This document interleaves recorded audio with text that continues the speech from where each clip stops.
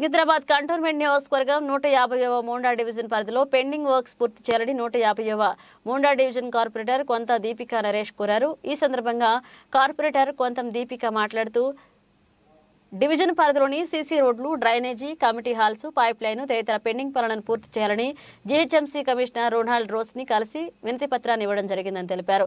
Ronald rose సానుకూలంగా స్పందించారని చెప్పారు।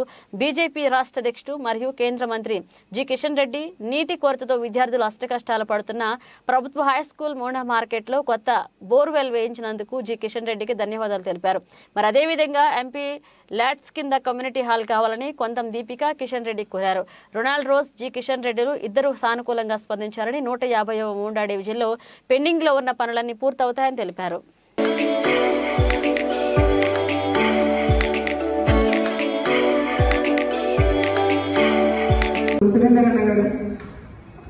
పెద్దలందరినీ సభా వేదిక మీద ఆసీనులు కావాల్సిందిగా కోరుకుంటూ ఈ